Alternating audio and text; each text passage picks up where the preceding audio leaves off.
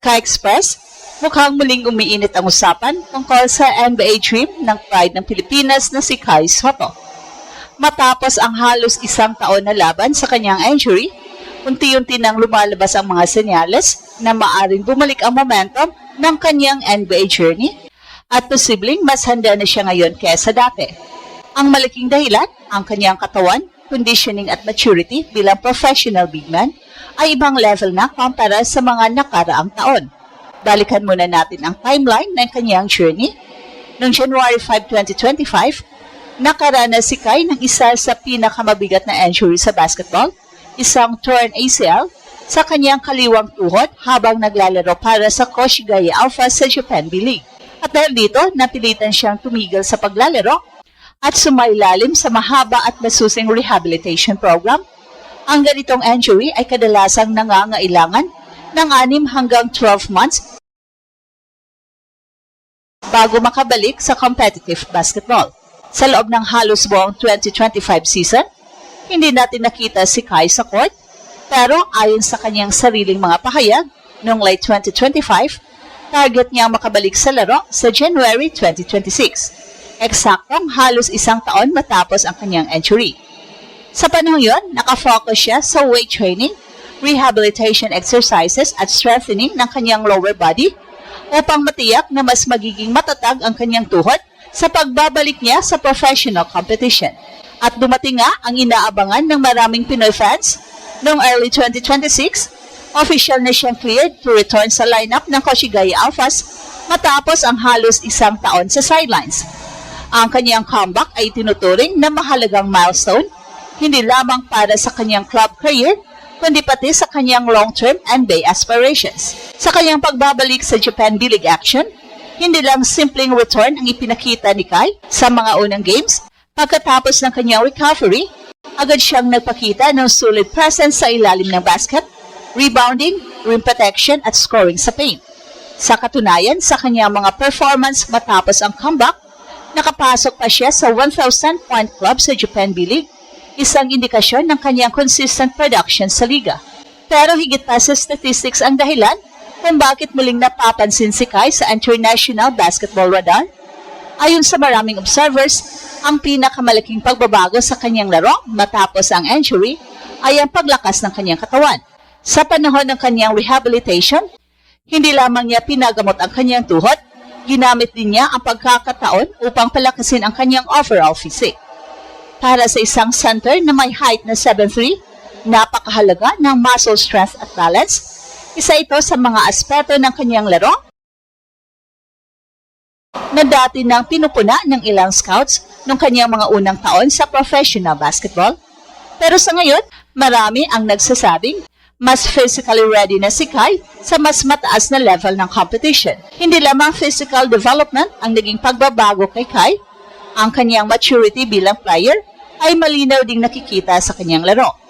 Sa halip na umasa lamang siya sa kanyang height advantage, mas naging disiplinado si Kai sa kanyang positioning sa defense at sa paggamit ng kanyang katawan sa rebounding battles. Ang ganitong development ay mahalaga, lalo na kung ang target ay makapasok sa NBA, kung saan ang physicality at speed ng laro ay ibang level kumpara sa karamihan ng international leagues. At ang isa pang factor na nagpapalakas ng kanyang NBA case ay ang kanyang international experience. Bago pa man siya naglaro sa Japan, dumaan na si Kai sa iba't ibang professional environments.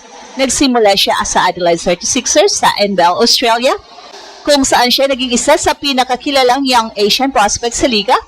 Pagkatapos nito ay nagpatuloy ang kanyang career sa Japan B-League, kung saan lalo niya pinahusay ang kanyang offensive game at rebounding ability. Ang exposure na ito sa iba't ibang basketball systems ay mahalaga para sa development ng isang international prospect.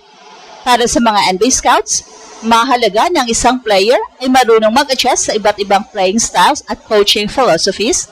At sa kaso ni Kai, napatunayan niya na kaya niya makipagsabayan sa iba't ibang professional league sa Asia at Oceania. Gayunpaman, hindi pa rin nawawala ang mga hamon sa kanyang NBA journey. Ang pinakamalaking tanong na patuloy na binabantayan ng mga scouts ay kung paano mag-translate ang kanyang laro sa pinakamataas na level ng basketball. Sa NBA, mas mabilis ang pace ng laro mas physical ang mga big men at mas complex ang defensive schemes. Pero kung may isang bagay na napatunayan ni Kai sa kanyang career, ito ay ang kanyang resilience.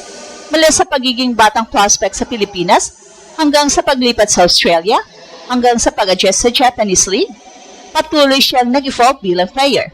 Ang kanyang ACL injury noong 2025 ay maaaring naging pinakamalaking setback sa kanyang career, pero sa halip na maging hadlang ito, tila naging motivation pa ito para mas pagbutihin ang kanyang katawan at kanyang laro.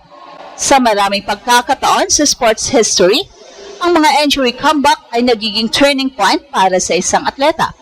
Para sa Pilipinas, ang pag-angat ni Kai ay higit pa sa personal na success story at ay simbolo ng patuloy na pangarap ng bansa na magkaroon ng isang homegrown player na makapasok at magtatagal sa NBA.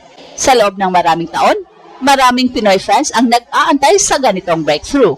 Ngayon, habang papalapit ang susunod na international basketball calendar, habang patuloy siyang naglalaro sa Japan B-League, ang bawat performance ni Kai ay maaring magsilbing audition para sa mas malaking opportunity. Maraming scouts ang patuloy na nagmamonitor sa international leagues, lalo na sa mga big men na may unique physical profile tulad ni Kai. Kung magpapatuloy ang kanyang development, lalo na sa aspects ng strength, mobility at consistency, posibleng muli siyang mabigyan ng pagkakataon sa NBA pathway, tulad ng NBA Summer League invites o training camp opportunities. At ang tanong ngayon ka-Express, matapos ang matinding injury, isang taon ng rehabilitasyon at isang mas malakas na katawan sa kanyang pagbabalik, eto na nga ba ang season kung kailan tuluyang bubukas muli ang pintuan para sa NBA dream ni Kai? Well, sa kabuuan, malinaw na ang journey ni Kai ay nasa isang napakahalagang yugto ng kanyang career matapos ang matinding ACL injury na nagpatigil sa kanya sa loob ng halos isang taon. Bumalik si Kai sa court na mas malakas, mas matatag, at mas handa sa physical demands ng professional basketball. Ang kanyang comeback sa Japan B-League kasama ang Koshigaya Alphas ay hindi lamang simpleng pagbabalik sa laro. Ito ay malinaw na patunay na patuloy pa rin lumalakas ang kanyang development bilang modern big man. At para sa Gilas Pilipinas, ang patuloy na pag-unlad ni Kai ay napakahalaga rin sa international competitions. Ang kanyang height, rim protection at rebounding ability ay nagbibigay ng malaking advantage sa frontline ng bansa. Pero higit na rito, ang kanyang progress sa overseas leagues ay nagsisilbing representasyon ng patuloy na pag-angat na Philippine basketball sa global stage. At kung magtuloy-tuloy ang kanyang improvement sa conditioning, strength at consistency sa mga susunod na season, hindi malayong muling mapansin ng mga NBA teams ang kanyang potential. At ito ang Express Info kung saan bawat kwento ginulat ang mundo. Don't forget to like and subscribe.